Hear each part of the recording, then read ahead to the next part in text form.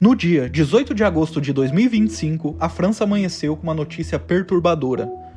Uma tragédia que rapidamente atravessou fronteiras e tomou conta das manchetes de todo mundo. Jean Parmanov era o nome artístico de Raphael Graven, um streamer francês de 46 anos que morreu ao vivo durante uma maratona de transmissão pela plataforma Kicks. Uma maratona que durava quase 10 dias ininterruptos.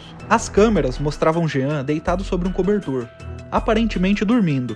Enquanto isso, seus colegas de transmissão tentavam acordá-lo. Sem sucesso, do outro lado da tela, milhões de espectadores assistiam atônicos, sem saber se aquilo era uma cena planejada ou o início de uma tragédia real. A construção de um personagem. Por detrás do apelido Jean Parmanov estava apenas Raphael Graven, um homem comum que, assim como milhares de outros criadores de conteúdo, encontrou na internet um espaço para se expressar e para ser notado. No início da década de 2020, Raphael fazia lives simples, jogos, conversas espontâneas, esquetes de humor, nada de grandes produções, nada de equipamentos sofisticados.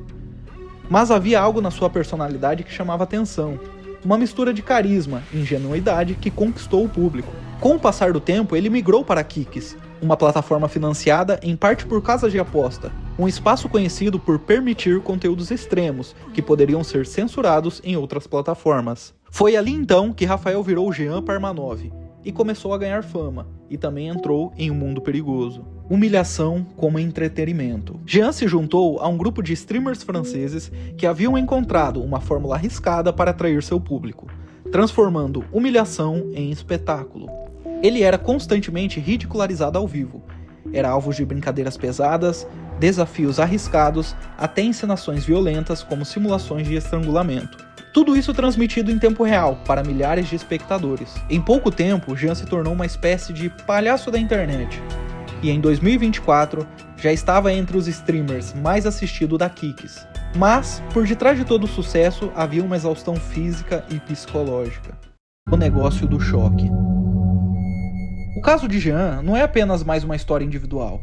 É um relato de uma indústria digital que transforma sofrimento humano em lucro. Plataformas como Kicks passam a premiar conteúdos cada vez mais polêmicos, chocantes, até violentos. A lógica era simples: quanto maior o impacto, maior a audiência, e quanto maior a audiência, maior o lucro. Em 2024, uma investigação do portal francês Mediapart revelou que Jean estava sendo alvo de violência sistemática. Ele sofria agressões físicas, humilhações públicas e pressão psicológica.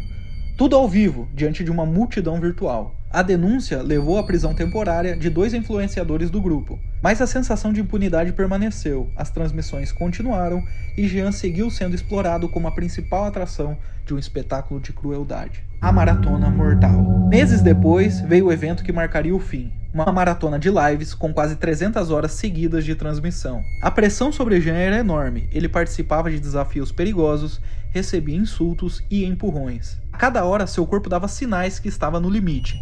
Movimentos lentos, olhar perdido e fala arrastada. Até que em determinado momento Jean adormeceu diante das câmeras, colegas tentaram acordá-lo, jogaram garrafas, gritaram, mas a cena de comédia rapidamente se tornou desesperadora. Jean Parmanov havia morrido ao vivo. As transmissões foram interrompidas, mas as imagens já haviam se espalhado pela internet. Jean havia partido diante de milhares de testemunhas virtuais. A repercussão global. A morte de Jean gerou choque em todo mundo. Celebridades como Drake e streamers como Adin Ross se ofereceram para pagar o funeral nas redes sociais. Enquanto alguns lamentavam a tragédia, outros banalizavam a situação, criando memes e piadas. A internet havia transformado a morte de Jean em mais um espetáculo de consumo rápido. O caso levantou questões urgentes. Até onde vai a responsabilidade das plataformas? O público que consome esse conteúdo não seria também um tipo de cúmplice? E o algoritmo não estaria amplificando o sofrimento por puro engajamento? Um alerta para a era digital. Jean Parmanov não era apenas um personagem polêmico da internet. Ele era Raphael Graven, um homem real e com uma vida fora das câmeras.